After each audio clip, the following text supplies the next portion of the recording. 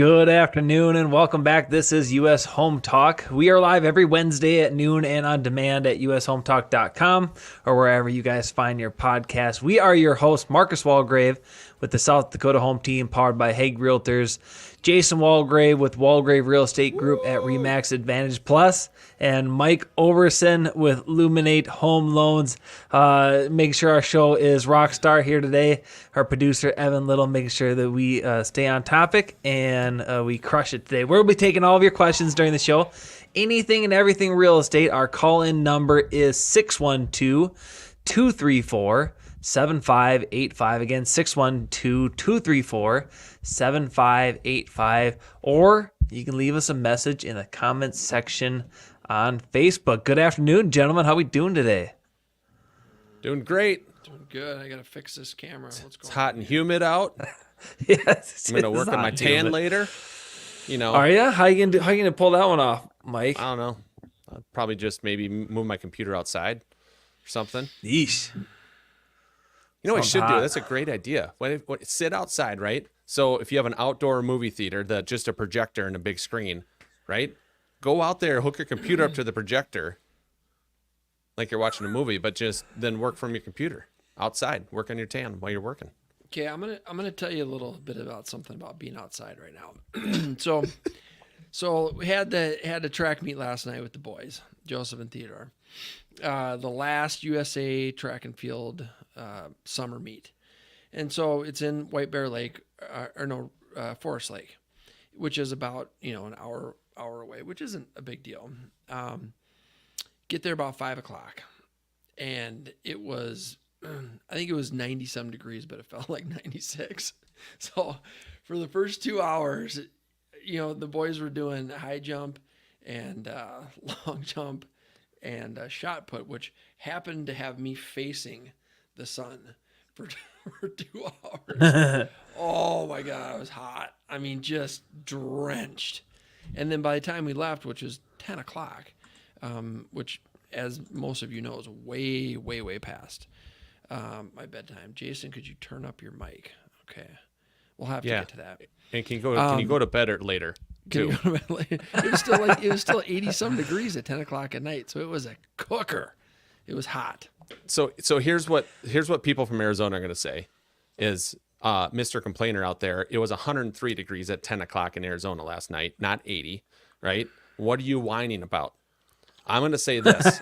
My cup is Take sweating. any of those people from Arizona and you stick them up here in Minnesota, right?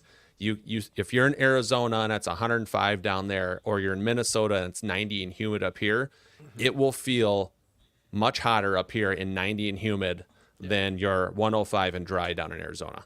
Yep. You will gladly stay in Arizona at 105 if you had to live up here in 90 and super humid. I think I lost 5 pounds of sweat while I was at the track meet last night. So Think of but the it's- amount Now, of I know you guys. Last show, we were talking about my travel changes. Well, one of the things that we did once our flights got canceled at LAX is that we rented a 15-passenger a van and drove to Vegas. Now, I've never done that drive before from LA to Vegas. Well, you go through Death Valley. Yeah. And on that day, it was a record-setting day. It was 117 or 118 when we drove through Death Valley. And then when we were in Las Vegas for a couple of days, they had some record heat days. But to your point, Mike, I mean, I can, with personal experience that happened in recent days, the 100, it was crazy. We were waking up to 92 degrees. That was the low for the day, was 92. And then it was pushing like 110, 111, 112 for highs. But it was bone dry. I mean, you could feel that it was dangerous. It was dangerous heat. But, if you were in the shade and you had a fan on you, it was still really warm. It was hot, but it was like, it's not that bad. But like this stuff up here where like you just got to swim through the air. I mean, it's just uncomfortable. It's a very uncomfortable feeling. So, but we are not talking about today's weather. What we are going to be talking about is a hot topic that kind of got a lot of attention here in the last couple weeks. A couple weeks ago, President Biden, during one of his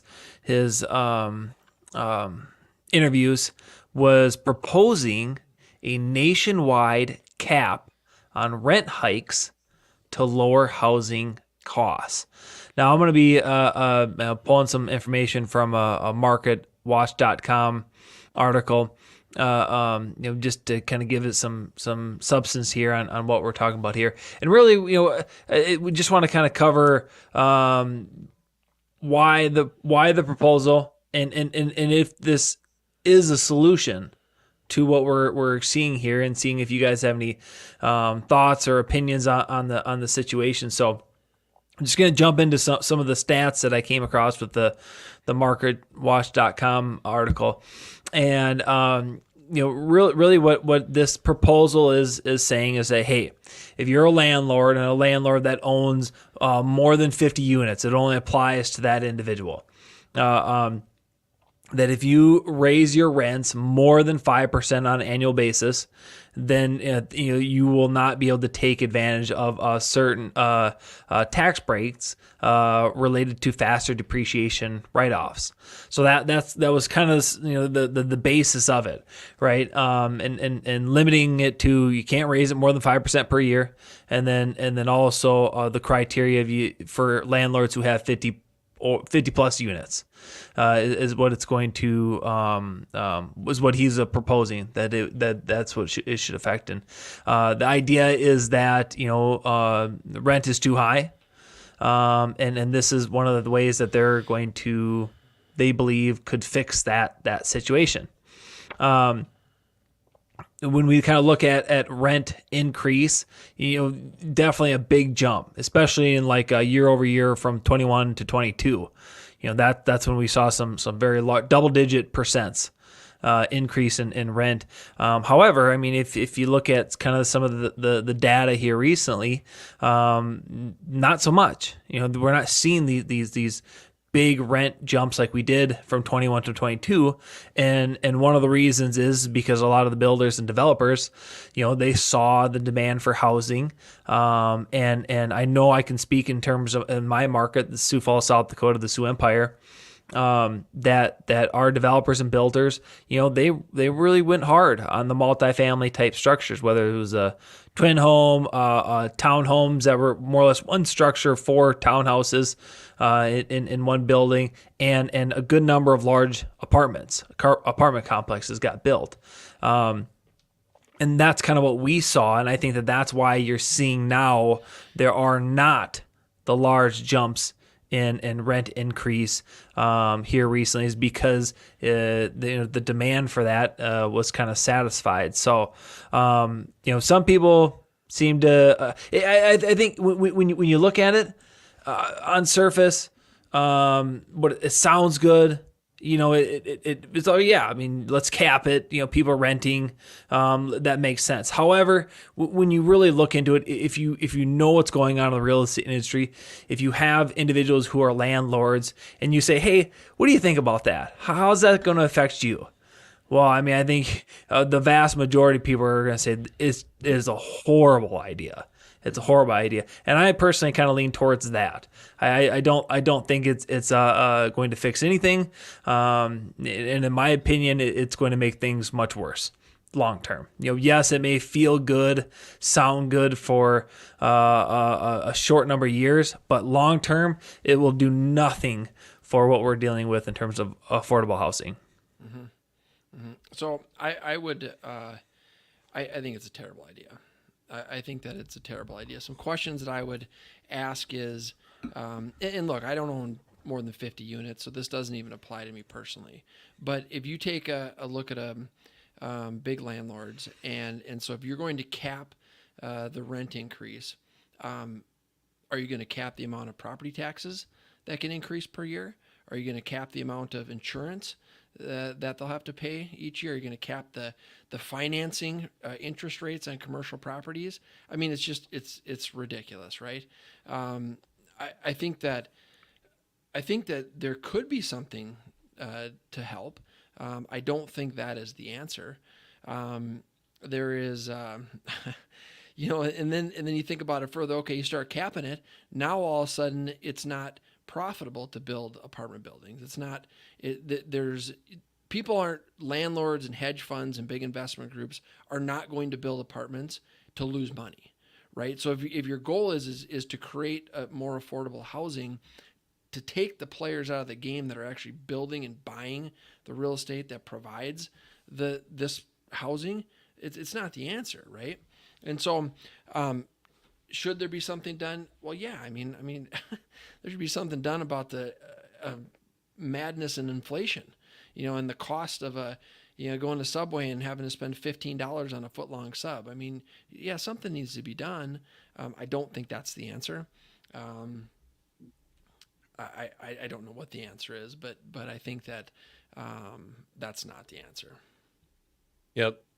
Me personally, I just like free enterprise, right? The market will correct itself. It should correct itself, right? So you got someone else. It almost like it is correcting itself, right, Mike? I mean, right now, it seems like it is. Right.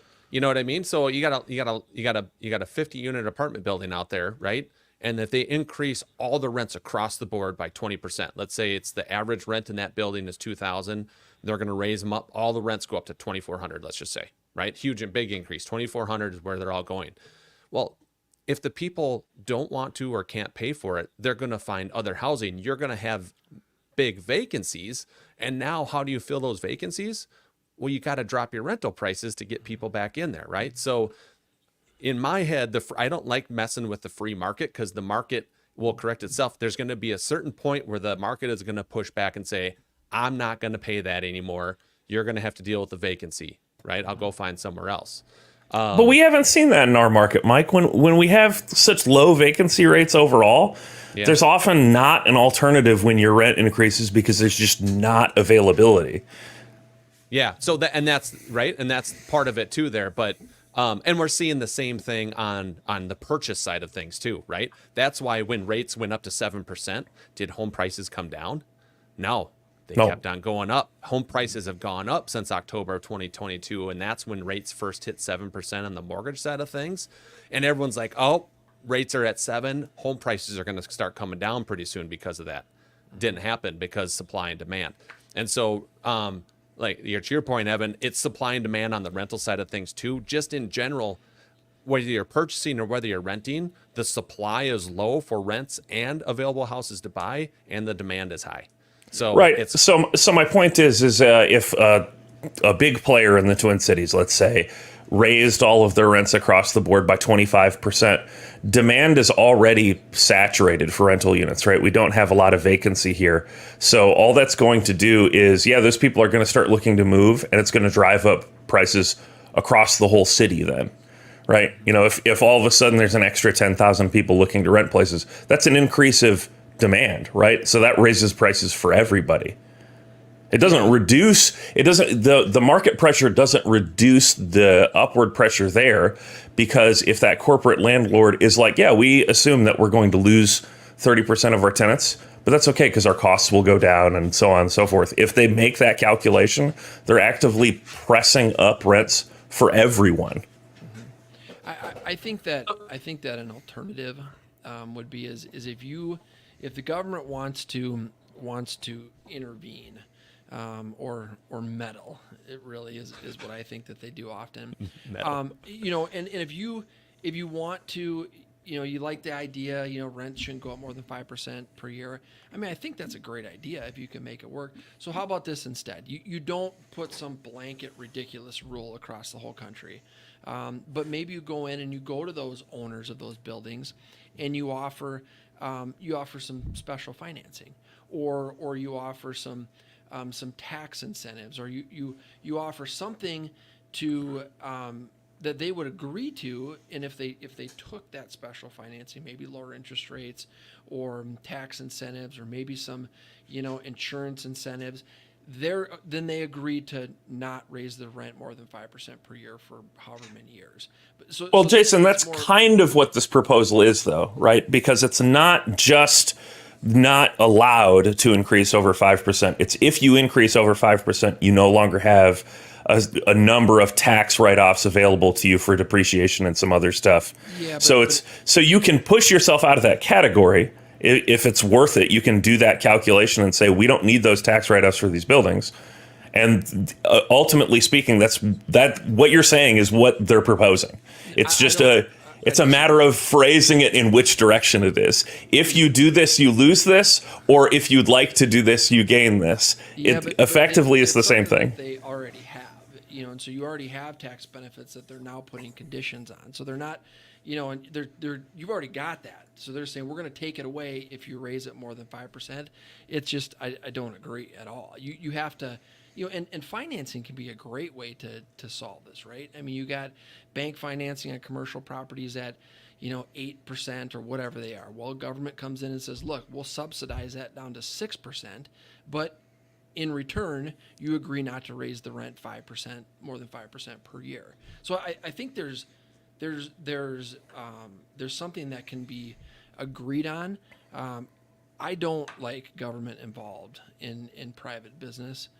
More than they absolutely have to be, and I think that they're more involved than they have to be, and so plus I'm not a big fan of Biden or Harris anyway, so that also has something to do with my opinion. So here's some before let me jump in here. Here's some data that came from Redfin. When we're looking at rent increases, yes, during the particular during the pandemic, we did see rents jump up significantly, but rent increases have slowed since developers have scaled up in apartment construction significantly as well. In some parts of the country, such as Florida, rents have fallen as a result of excess supply. Kind of your point, Mike, how it'll correct itself. Nationally, asking rents only rose 0.7% in June as compared to the previous year, Redfin data showed. So when you kind of look at that kind of information, and the way I see it too, we're talking 50 units. 50 units is by no means a large landlord, in my opinion. I don't see how that is going to stop. I think one of the topics that people are saying, okay, well, you get these big entities like BlackRock, and they're getting their hands on it. Well, they're not going to stop what they're doing. I mean, they're sitting on managing trillions of dollars. So something like this isn't going to deter them from buying up housing units. If anything, all it is going to do is it's going to take that middle class American who is has these type of properties, and you see how much insurance is going up on multifamily type structures. Jason, you talked about real estate taxes, and it's going to squeeze that person out. They're going to say, you know what, my 50 unit portfolio or 60 unit portfolio, it is no longer profitable. I now have to sell. Because I'm not sitting on billions of dollars. I'm going to have to sell if I want to, position myself properly for retirement. So, the way I see it is when it was proposed, it's a very election year type idea. It's not going to fix anything. It has no substance. It will not pass Congress. It sounds nice, but there's no solution to it in terms of capping something at a 5%, and I don't see the value in it. No, and you look at during COVID, they had in Minnesota you had eviction moratoriums, right? So you had renters during COVID that just quit paying rent for 18, 24 months, didn't pay rent. The owners could not evict them, but guess what? Owners still had to pay for the property. They had to make payments on it. They had to pay the insurance. They had to pay the taxes. And so you got to be really careful when you're trying to pass laws that I think most of the time there's good intentions in a lot of these things, but you got to look at the ripple effect and what does that mean for everyone down the line that's involved in this real estate. You got to look at all the facts. Yep. My 2 points I was going to make is, why did rents go up so much during COVID? And I'm guessing it's because, you know, in certain industries were shut down, right? You couldn't physically go to work because the government said you weren't able to. You couldn't, right? So then if you can't go to work to make money, how do you pay your rent? Then you're going to go to landlord and say, I can't pay my rent because the government won't let me work, right? And then the government also says, hey, landlord, you can't kick them out because they can't pay rent. You know, so put them in a tough position. So now it's like we have to get more from the people who can pay to help subsidize those who can't pay. And it necessarily wasn't their choice to not to pay, but because of the circumstances and the laws with the government, they weren't allowed to work to pay. And so, you know, it creates a whole mess. It's that ripple effect that Jason was talking about. But on the flip side, so let's say this. So I'm guessing any sort of landlord who's got 50 units or more probably had 50 units or more during the COVID, right? They've been a landlord for probably several years. So they experienced the whole COVID thing with the eviction moratoriums and things like that. So in the back of their mind, if this rule goes into place, are they thinking, okay, I'm gonna raise my rents 5% every single year, even if I don't have to? Because 3 to 4 years from now, if my property taxes go up by 8%, or if my home insurance or the insurance on the building goes up by 8%, or maybe both hit at one time and those costs go up by 16%, well, I have to start the 5% per year now, so that 3 or 4 years from now, I have this big increase covered. Where if this doesn't go into place, they wouldn't have to raise rents. They would just raise them when they need to cover those additional expenses. See what I'm saying? Mike, that's a great point. That's a great point. You know, I've got one of our properties. I've had a tenant in there for 4 years, I think, and I haven't raised his rent one time. You know, but I can tell you that, you know, when you ask that question, that's a great point. If a new rule came in place that limited, you know, whatever the limit is, I'm going to raise that limit every single year for every single property moving forward. And so I think that to cover any potential big costs that might come up in 2 or 3 or 4 years. So, I mean, that's a great point, Mike. I mean, so then so then how does it affect the renter if they're going to be guaranteed a 5% rental increase every single year because owners have to prepare themselves for, you know, big jumps that may happen in the future. It's a great point, Mike. So, and I don't know if they think that way, right? Like, that was one of the things that was brought up to me when this came up, is like, well, do you think that landlords would then do this? Like, it's an automatic increase, even if they don't need to, because they're preparing for down the road, right? If it's like, if costs go up 15% in 1 year down the road because taxes, insurance, whatever the case may be, right? They kind of got to prepare for that now, because they can't just increase it by 15% to cover that one-time jump there. So I don't know. It's interesting. Again, a lot of this stuff, good intentions, absolutely good intentions. There's arguments for and against it. I just am personally against it. I think the market ends up correcting itself, like the free market corrects itself. And, you know, the less government involvement in that is what I would be leaning towards. But I do like that they put some constraints into it to say, look, you still can raise it over 5% if you want to, you know, but then they're going to take this certain tax benefits away.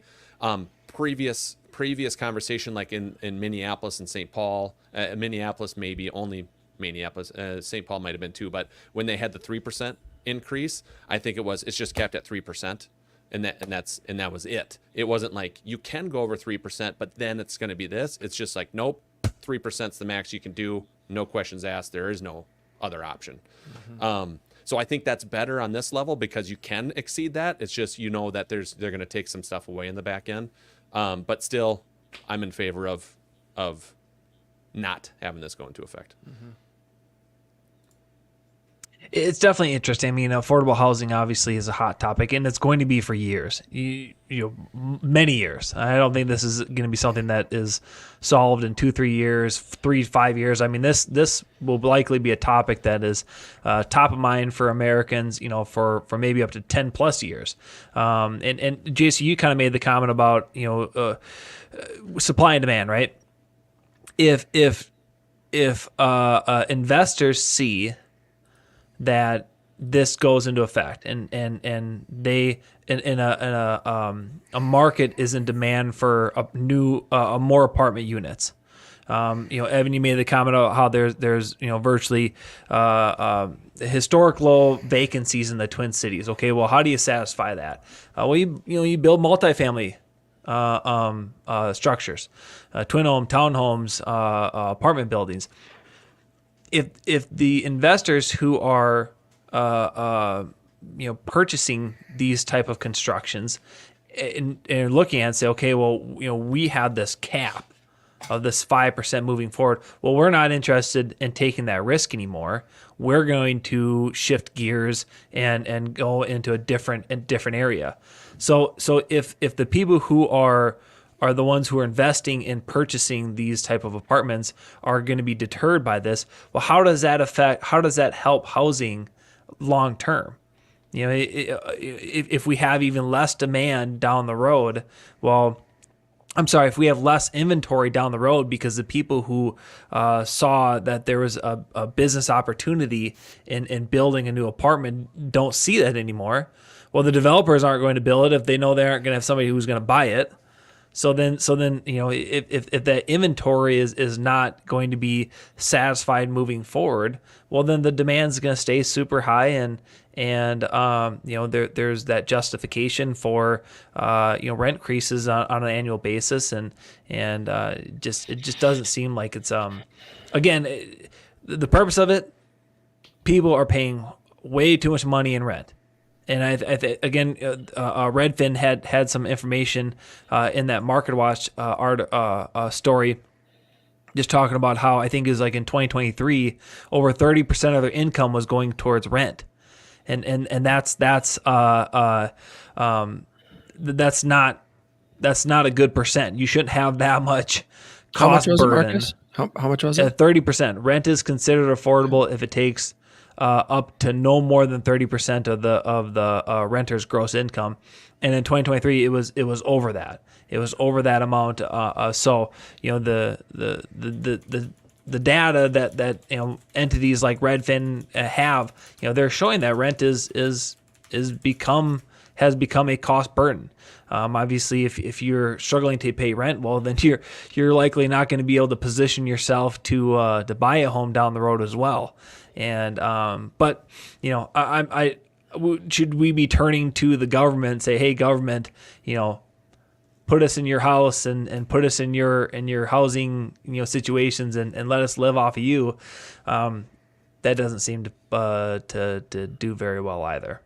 Well, let me just ask you a general question here. If half of American renters are paying more than 30% of their income on housing, which is what we're talking about here, how do we solve that without the government getting involved in some way? Right? Because if we all agree that paying over 30% of someone's income into rent is bad, and that I would assume, because I'm agreeing with you overall that the market does find solutions and so on, these people are looking for cheaper places and not finding them. Mm-hmm. So what are the sorts of solutions that you guys would propose to that? No, I think what they're doing right now is for example, one thing that the Department of Housing and Urban Development, HUD, they have awarded a total of $325 million worth of new grants to cities to help developers to build affordable homes. So I think that's a good idea. There was another proposal by the Biden-Harris administration as well, in terms of allocating federal land towards future housing developments. I think that could be a good idea. I think you talk to any developer out there, and that's one of the things that they say is, holy buckets, land is getting super expensive. Well, if the developers can develop things for cheaper, and the builders can build them for cheaper, well, then the consumer can own for cheaper, for more affordable. So I think it would make more sense to take more of that approach of giving incentives to the developers and the builders to get new housing out there at a more affordable price. That'd be my 2 cents on it. I mean, it's a great question. It's a tough. I don't know if anyone has the answer out there. Um, I don't know, because it's, not only housing usually gets like a microscope put on it because it's your biggest expense for the month, but everything is more expensive now. So it's the coupling of, rent is higher, but a gallon of milk is higher too, and eggs are higher and all this stuff. And it just, when it all starts kind of building up on itself, we get to a situation where it's like, all right, let's attack the biggest elephant in the room first. The biggest bill for everyone in America is typically housing per month. So let's look at that. I don't know. I don't, to be honest with you, there's so many different moving parts. I don't know what the answer is, but I don't know if putting a cap on this is the right one. I think the two things that would be most helpful right now is interest rate relief for builders and developers, and tax incentives for those builders and developers, because those are all costs that get passed on to the consumer. The cost to build the house, the cost to develop the land, the cost of everything, the cost of the money, the financing, that ultimately gets passed to the consumer. So if you can give relief in the financing area, tie in some tax incentives, and it's okay to have conditions tied to that those savings get passed to the consumer. I think that could be a great way for builders and developers to develop more land and build more homes and build more affordable homes and get folks into less expensive properties. And we already kind of do that too, right? I mean, we have like first-time home buyers and offering them some sort of grant to help with their closing costs, their down payment. However, there's a stipulation to where you cannot sell that property within the first 5 years of owning it. So it is already something that we an idea that is used and has been successful. In a sense, providing these type of grant type programs to individuals. So I think that my overall thrust with this would be to say is, if the market is going to find a solution, the way to make the market work is to improve vacancy rates, which obviously means building more housing. It doesn't really matter how we get there, but if the vacancy rate stays below 10%, there's no way that there can ever really be downward pressure on prices, right? Yep. So we need to figure out a program that makes it so it makes sense for landlords to build and be okay with more than 10% of their units being empty. Yep. Yeah, we need more supply. Yes, exactly. We need to induce supply, which Yes. does sound like something that a government program would do, if we're being quite honest here. Because if you tell a corporation, hey, we want you to build a new building, but 20% of your units will be vacant, they're going to go, but that doesn't make sense. It doesn't make sense if more than 10% are vacant. We'll have to raise prices. So there has to be some sort of element there that induces that. Yeah, it's how it's supposed to be. It allows people to move around in the market to find the proper rate. Yeah, I like that, Evan. I think that's fantastic. So the Yoda Real Estate, very smart man, right? The Yoda Real Estate, I was telling Jason the other day, the Yoda Real Estate, Steve Perkins, has been the most accurate person predicting interest rates and where they're going to be at what times up till now, right? So when rates started coming up, right? Me and him have had bets of what's it going to be, what's the interest rate going to be at the end of 2022, what's it going to be at the end of 2023, what's it going to be at the end of 2024. He has been closer on those 3 years that are 2 years, or 2024 obviously to be determined yet, but he has been almost spot on for 2022 and 2023, where I was a ways off, right? And so he gave me this analogy for gas prices. So we have, right? So we got gas prices here, gas prices getting pushed up, right? Government was talking about subsidizing gas prices to make the cost of gas less. But he said, does that fix the problem? Because if you make gas cheaper, the demand goes up because it's cheaper to get. More people will buy more gas as the price goes down. That makes the demand go up. The issue is the supply. We need to, if you increase the supply, right, then you're increasing the supply that will drop the price down because the supply is there, and demand will stay the same or go up a little bit. But it's not just artificially dropping the price and subsidizing that. That doesn't solve the issue. That's a Band-Aid on an axe wound. You have to increase the supply. And that's why he was pushing towards, America drilling and producing our own oil and things like that for that thing. And I mean, to me, that made sense as well. It's like, yeah, you can artificially drop the prices and subsidize that, but you can't do that forever. But if you work on the supply and having better, more production and stuff here domestically for adding to the supply, that is a long-term solution to help offset that. So I think in this case, housing, rental housing, gas, the supply and demand is kind of the basic function of that. If we look at that, I think the supply, adding to the supply should be the focus. I think that's going to make the most movement on it. Good stuff. Well, great show, guys. There's a lot of hot topics in the real estate industry. Affordable housing is definitely one of them. And so if you guys are looking to get some up-to-date information, make sure that you tune into our show every Wednesday at noon. And as our show comes to an end here today, we just want to thank you all for taking your time to watch us live and for your support of US Home Talk. And as always, you guys can find our show and all of our past shows on our website, ushometalk.com, or wherever you guys find your podcasts. This is Marcus Walgrave, Jason Walgrave, and Mike Overson. Have yourself a blessed week.